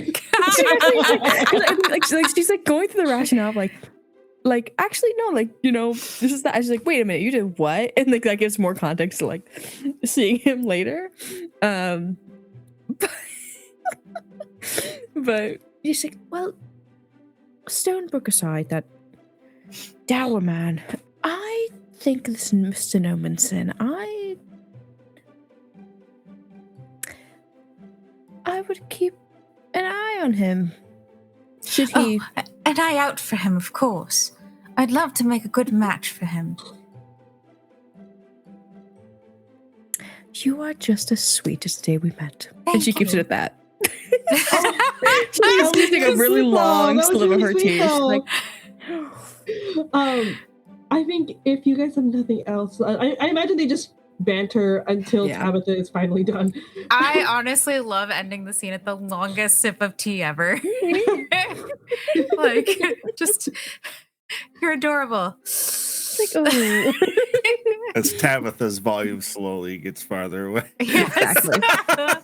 I think Mariana will like go at the door and be just like, well, Miss Tabitha, Lady Tabitha's outfitted and she is quite enthusiastic to get on her way.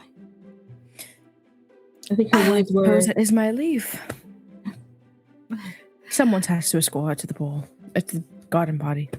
Of course. And please don't forget your favor to me. You'll need to look for the indigo dress. The bolt that I was carrying. Right. That's for the thorns. They're paying quite a good amount of money and, well, I simply couldn't afford to have Lady Tabitha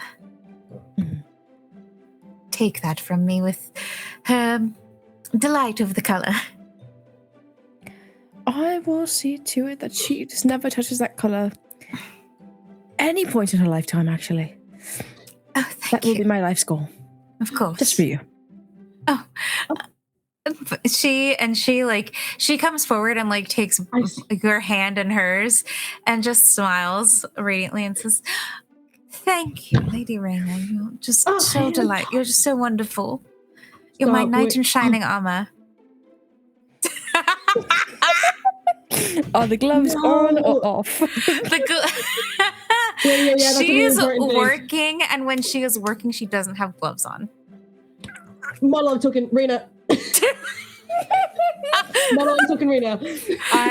I need to be stated. That's me speaking here. I need to be stated.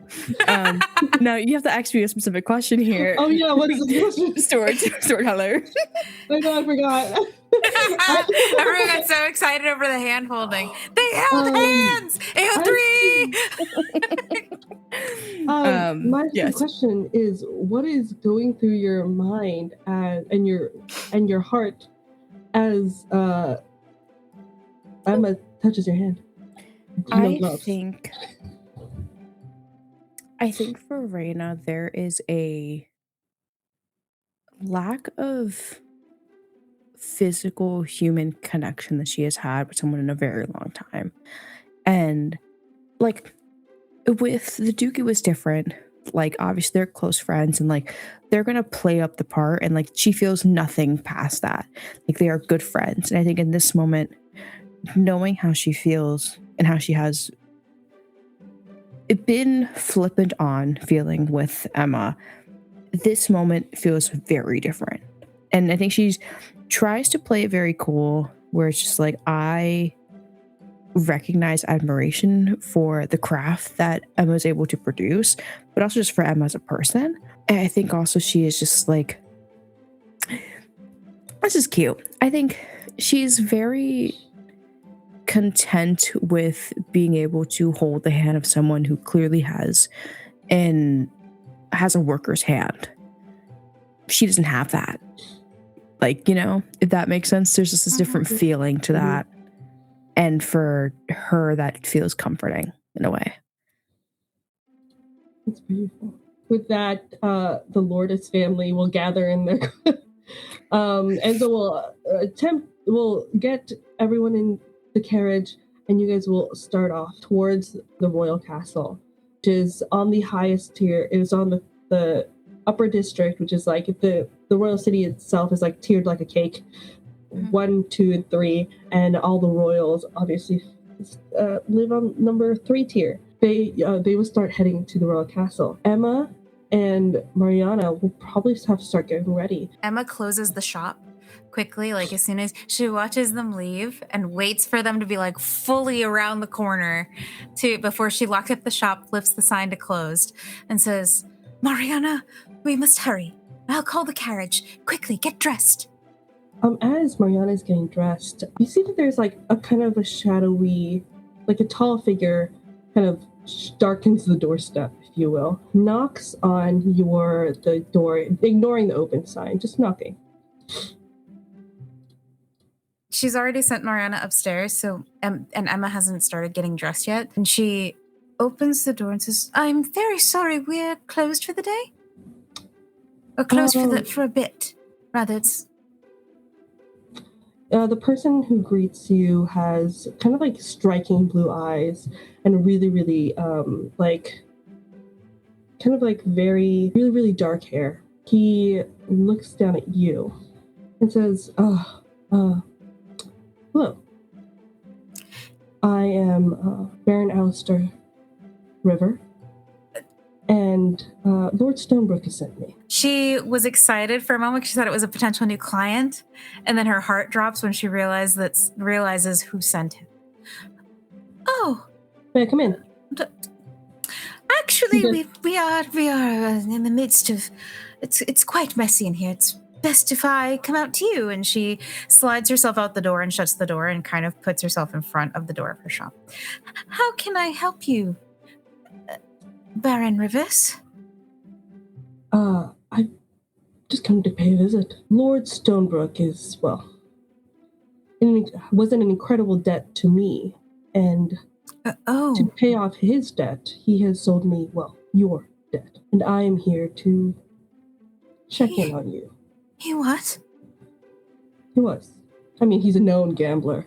He's you know the sort. He sold my debt to you? Yes, he did. I only had one more payment. It's how the game goes, my dear.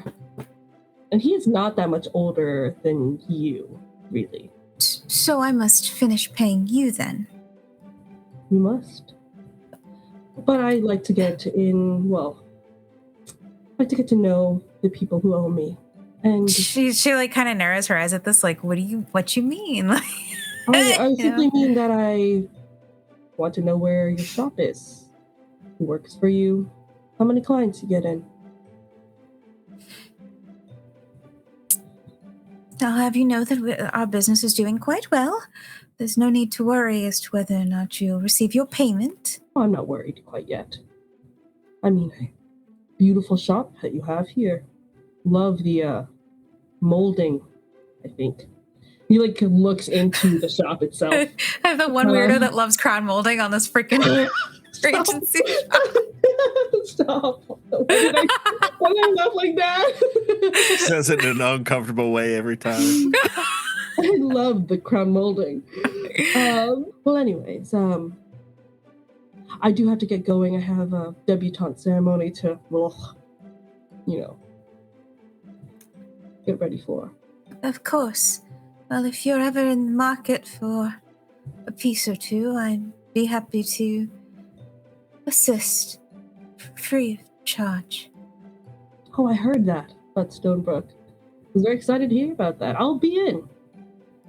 And he will reach for your hand, kind of like hold it out. And you might either hesitate or reach for it. Either way, he doesn't let you touch his hand. He actually goes, the fact that he gestured to you at all, you realize that he's a baron, but he feels like a new baron.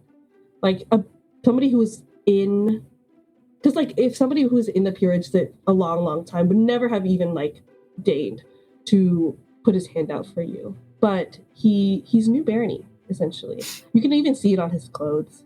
The way that it's all still shiny, the kind of slight gaudiness on it. And he says, well,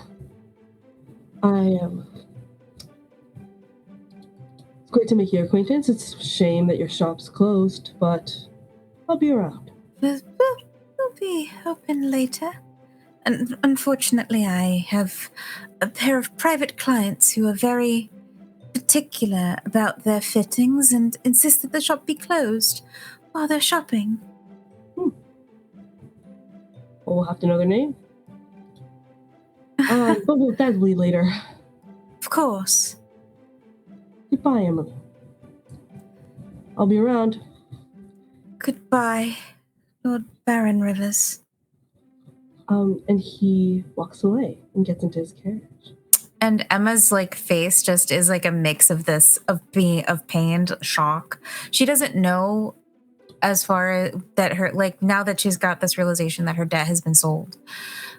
She isn't sure if basically she has to pay more. Is there interest? She has no idea what this might mean for her and her shop, but she does feel disheartened. And I think that when she enters the shop, she takes a moment to compose herself because she is not going to let Mariana see her like this. And I think that she, in her mind, she starts making a list of things that have to get done, which is usually what she does so that she doesn't burst into tears. And she says, all right, I'll need money for the carriage. We'll need a decent one. We can't arrive in anything less because I had to be a baroness. And she runs upstairs to her bedroom and goes into her trunk again and moves these fine fabrics aside and pulls out a very small leather pouch. At one point, the stretch marks in the leather indicate that there was quite a bit of coin in here. But now there's very little left. But what is in there is very precious. It's a few gold pieces. Mm-hmm.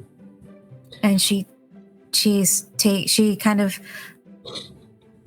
pours them into her hand. Very, I feel like the church mice in Robin Hood, how they find that one coin. But she counts them out. There's not a lot. It's 5 pieces, and she grabs one. This should be enough for a fine carriage, and puts it back into her trunk and closes it. Vixie, there's still the problem that people know your faces. Raina knows your face. And obviously Tabitha has also seen you and also seen Mariana.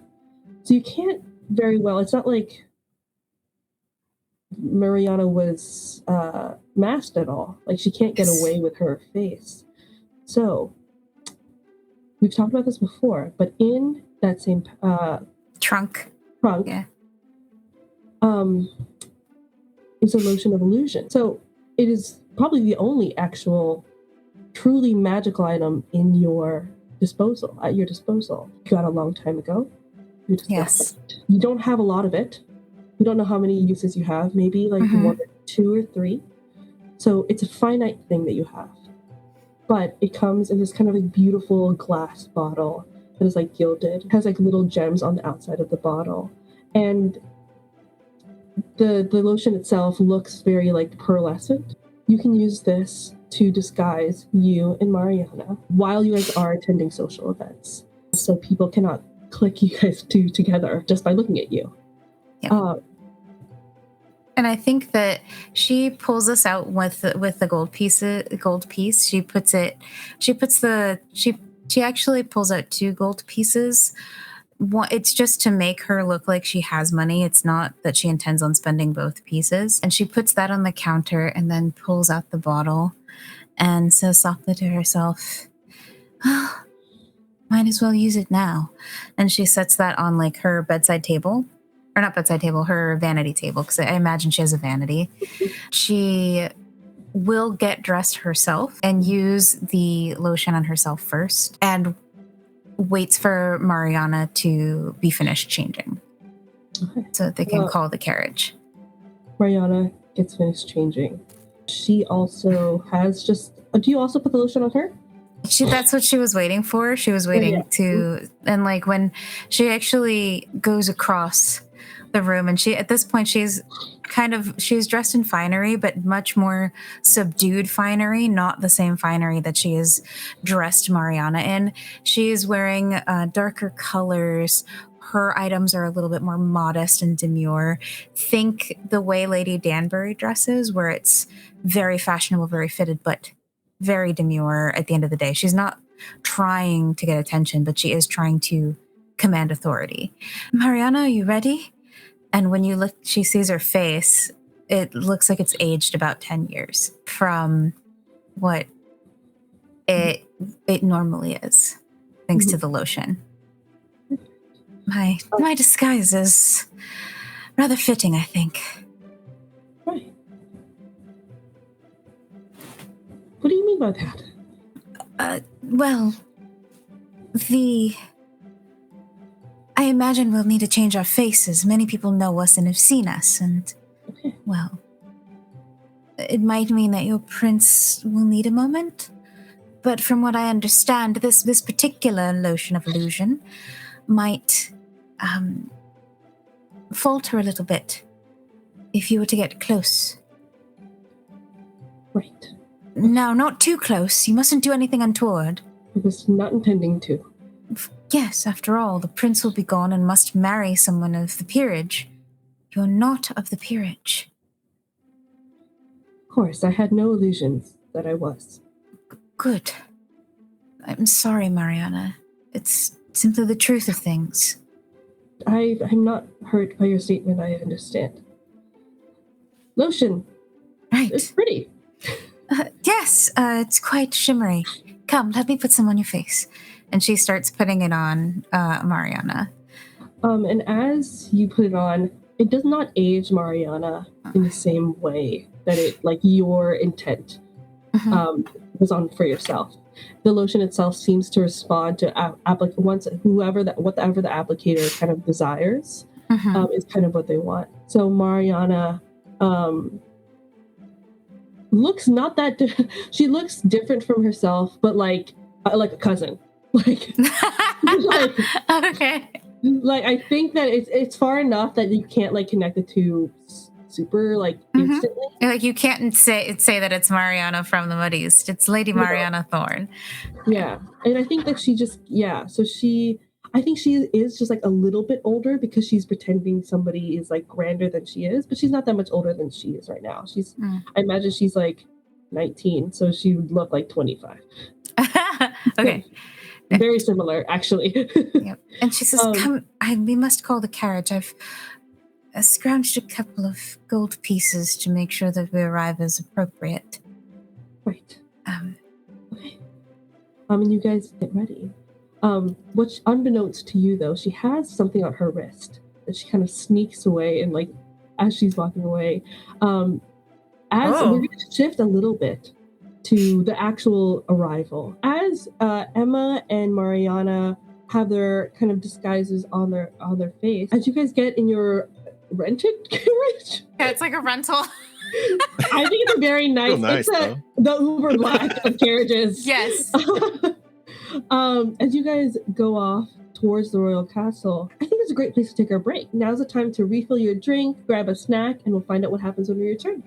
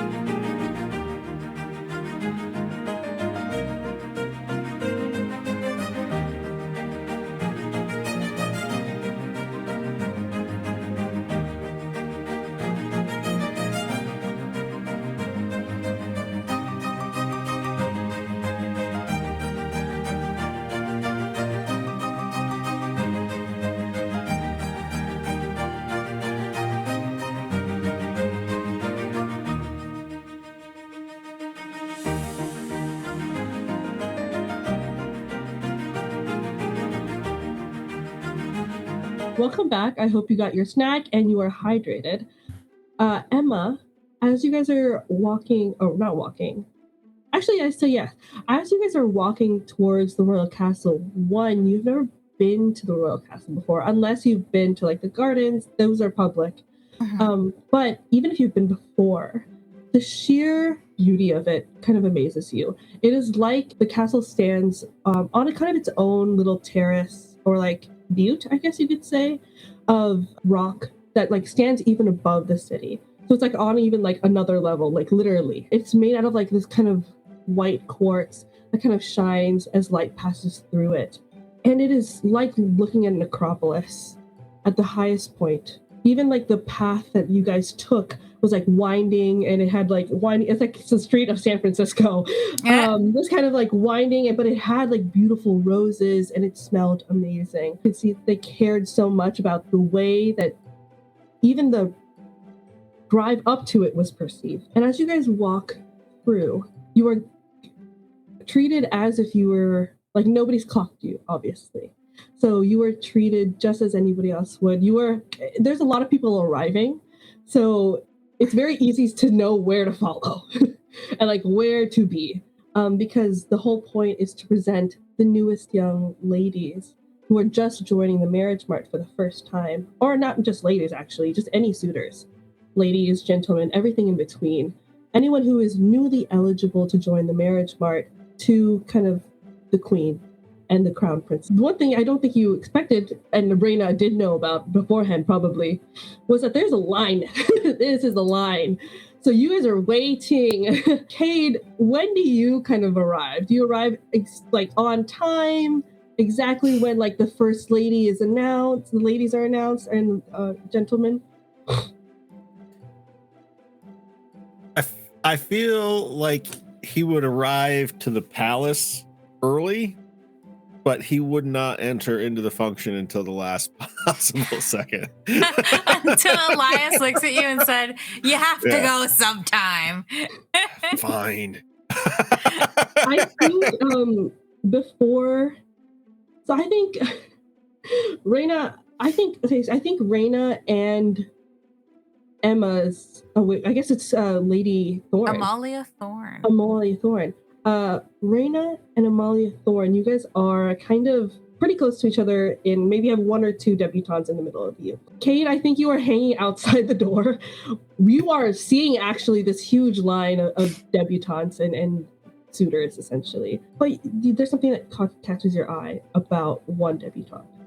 Is that around her wrist, she has kind of like maybe like this big, like a bracelet that's this big. It has a stone that's this large. It's actually a worry stone that is deep blue in color, but when the light hits it, just like flashes like light blue or like aquamarine. That is a stone from the Wild Holmes.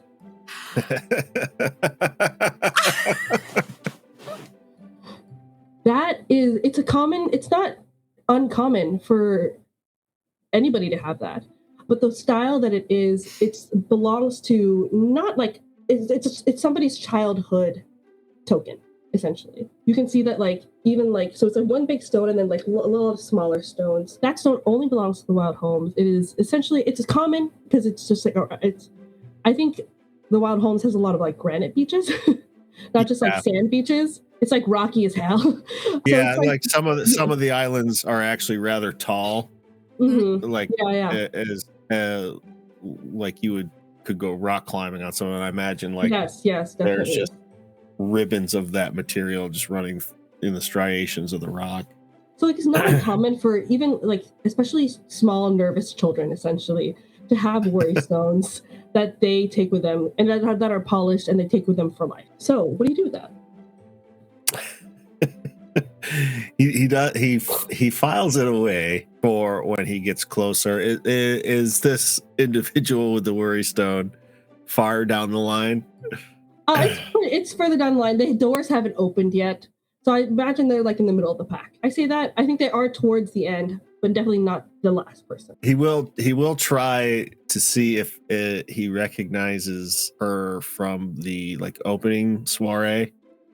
But obviously with the magic on, no, you would not. Like just my eyes are kind of sliding off of her. Yeah. No. But he does. Like he'll get in line, and he will make. If he stops to talk to any of them, he's going to talk to that one. Do you want to say something while she's in line? Because right now it is chaos. As like. You can like say a couple things without anybody noticing you, because honestly the chaperones are busy making sure that their charges look good right now. So I will, like, if it's like in the scrum before like the official thing, I will spend a token to kind of get close enough, and maybe it's just loud enough for Emma to hear Kate say, how long since you left the Wild Holmes? I think Emma, who's got a different face on, seems very shocked. Like she just straightens up and like looks around like this, and then like see like kind of realize. So, oh God, there's. I think there is like Mariana, like talk to me behind her. Who do you think would speak first? Emma would immediately like pull the essentially the big sister or the mom card and be like protective of Mariana. Would she be aware of Mariana's background, like the Wild Holmes? You know that she's from the Wild Holmes, but if that particular detail with the worry stone, probably not.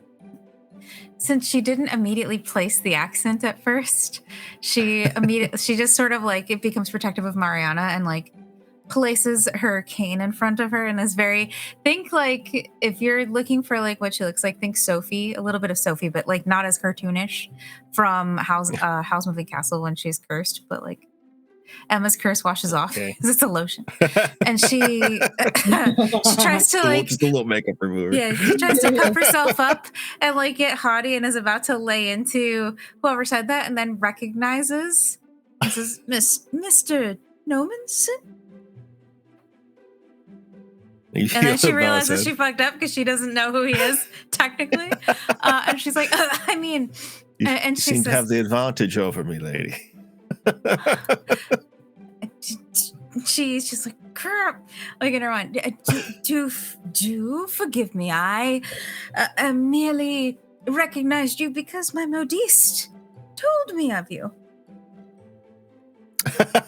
Sorry, Mr. Kensington opened a closet door, which is what I was looking at. I was like, sir.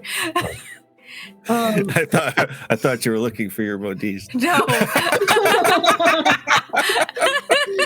I think there's like she's Emma says, my modiste spoke with you, and she says, Mariana, who's probably not helping the situation, goes, yes, she didn't tell me you were so handsome.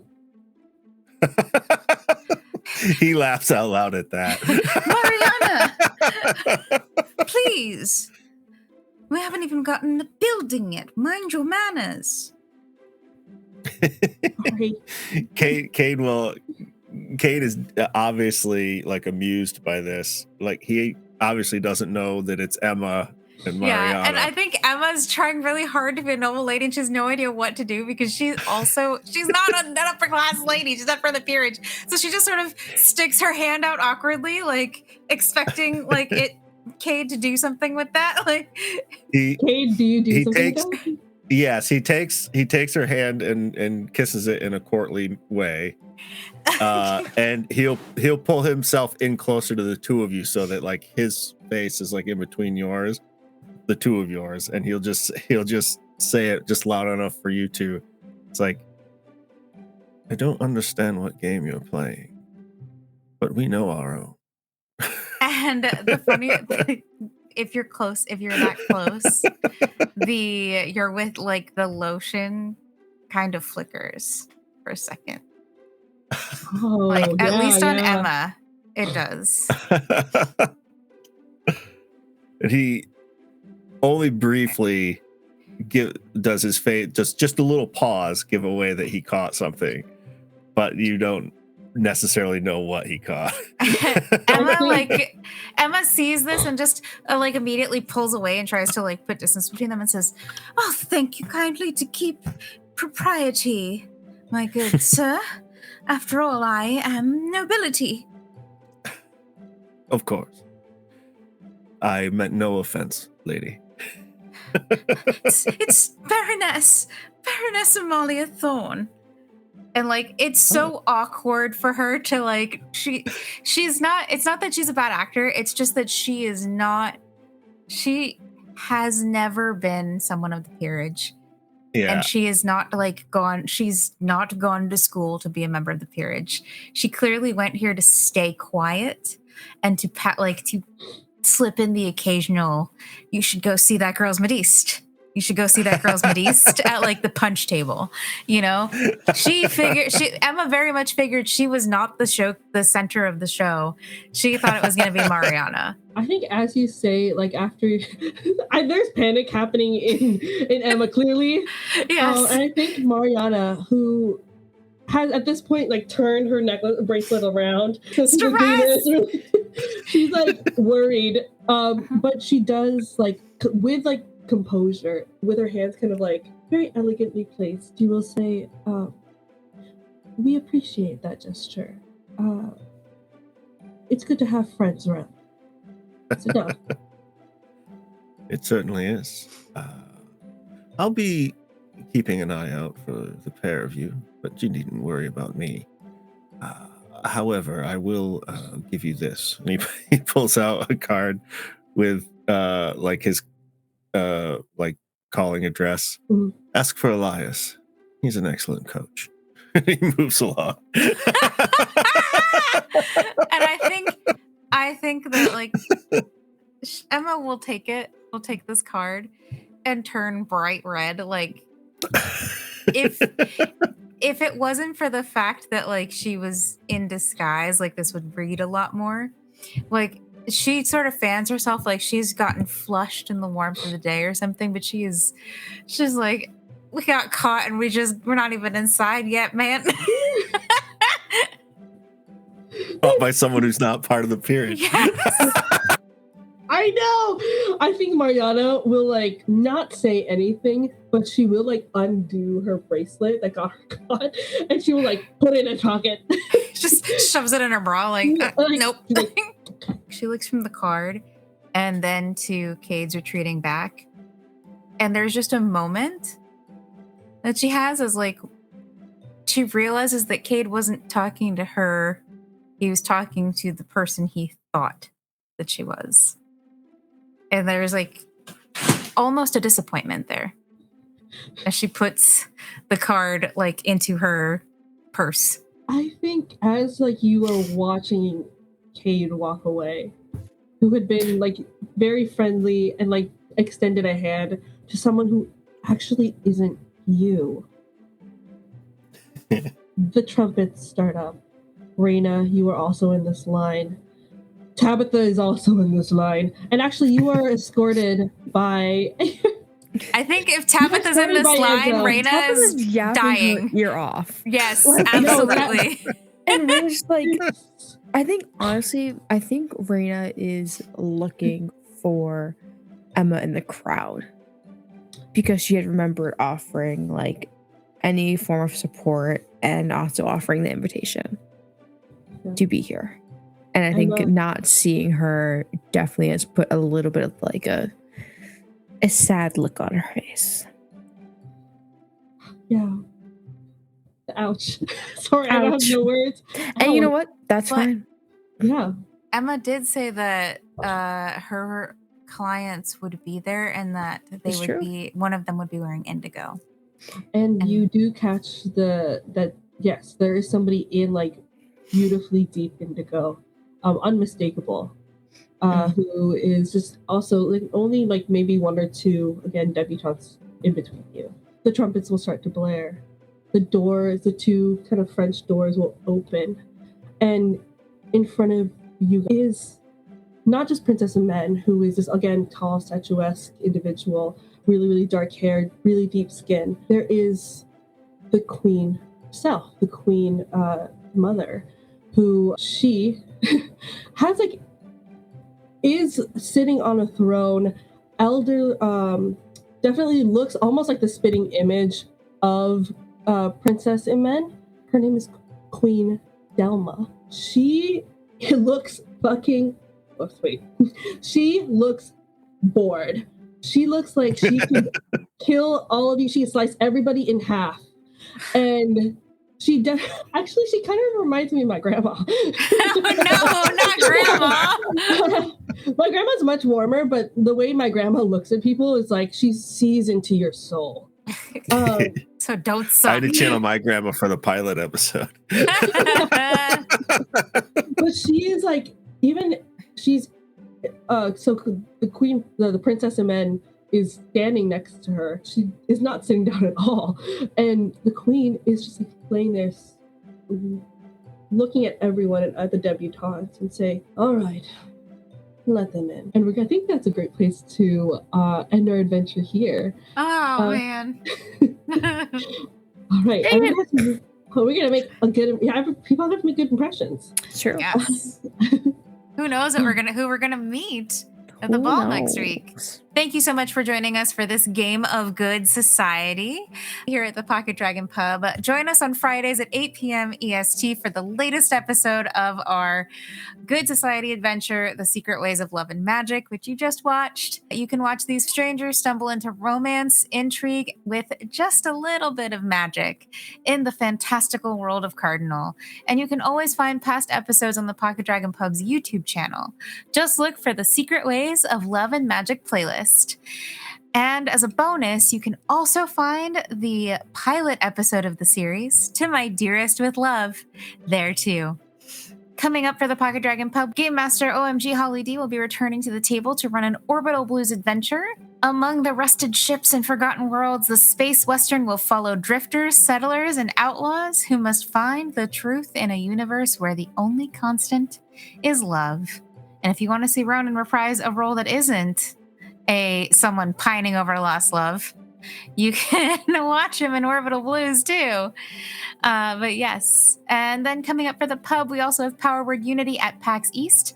The Pocket Dragon Pub and Roll Latine will be bringing Power Word Unity to PAX East. This event celebrates BIPOC excellence in gaming and creates a place where BIPOC content creators can network, share ideas, and create a space that reflects diversity and creativity within our community.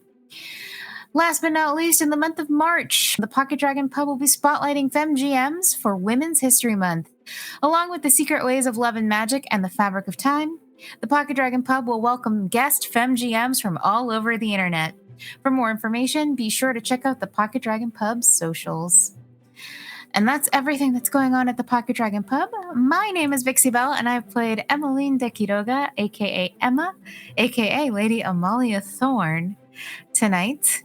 And you can find me here at the pub, where I sometimes play and most times produce, and a lot of times GM.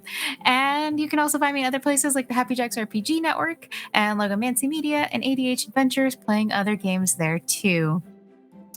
For more, you can always find the Pocket Dragon Pub on @PocketDragonPub on most socials, or find me specifically at Vixie Bell. And I'm going to popcorn it over to Ronan. You're welcome. Hi.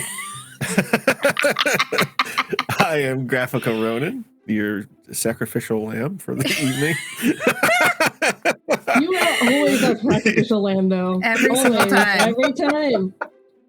You can find me Friday afternoons on Ruinous Paths D&D, where we're playing Burning Crowns, which is a sequel campaign to our first campaign, where I play the descendant of my character from the first campaign.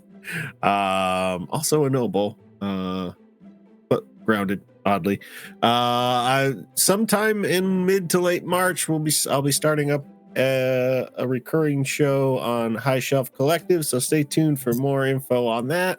And on Wednesday nights, we'll be recording the Orbital Blues, and I will be in that as well. I've done a lot of the overlays and stuff for the stream. Yes. So if you want to find me, So beautiful. Graphical Ronan just about everywhere. DJ.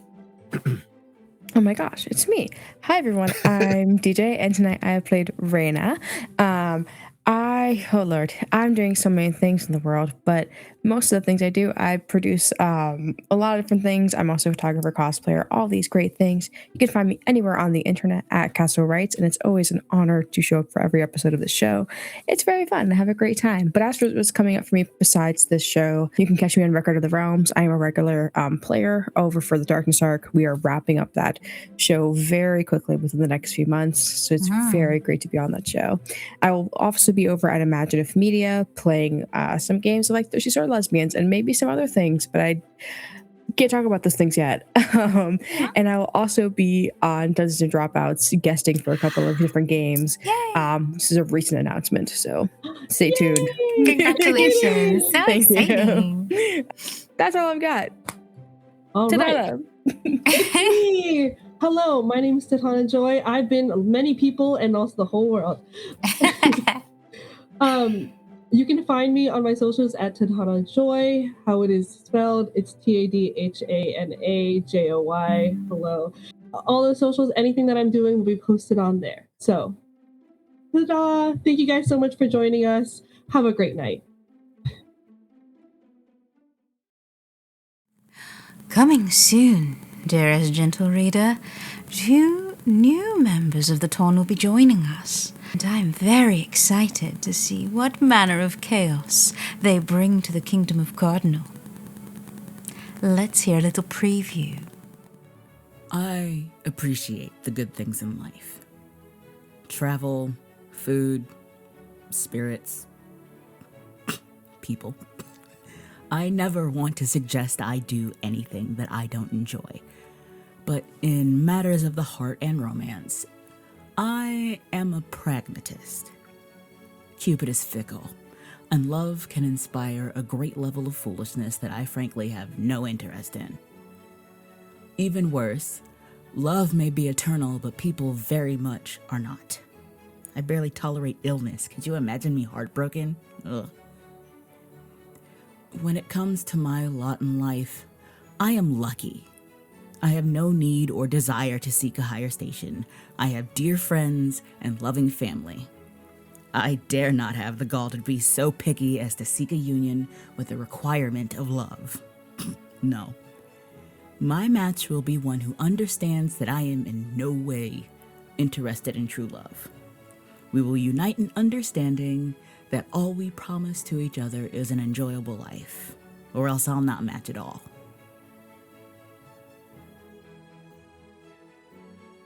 Is love worth it?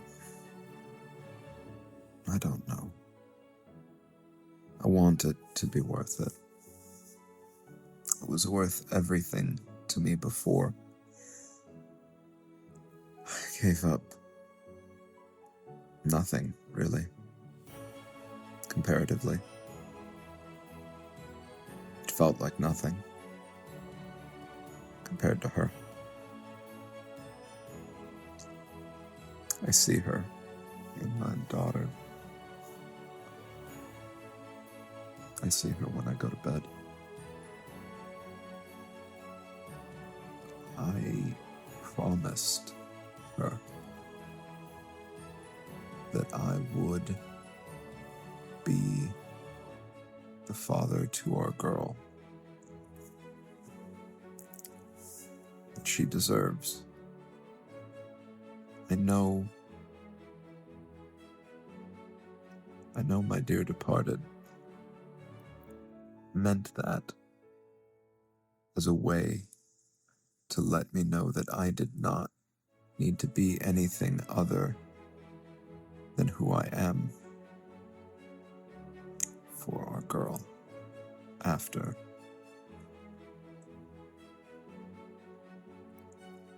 she was gone. But I find that now that I am alone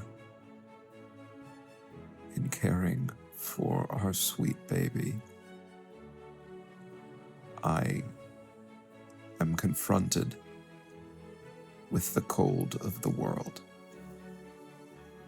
I do not wish to ever lose the love that I hold in my heart, no matter how much it hurts. It is the last I have left now that she is gone. And I have to find a way forward with and through the love I have for our girl to ensure she has the wildest, most wondrous life that she can. She deserves nothing less. She is her mother's daughter. And my pride cannot get in the way of that. Is love worth it? Love is worth everything. Love is worth anything.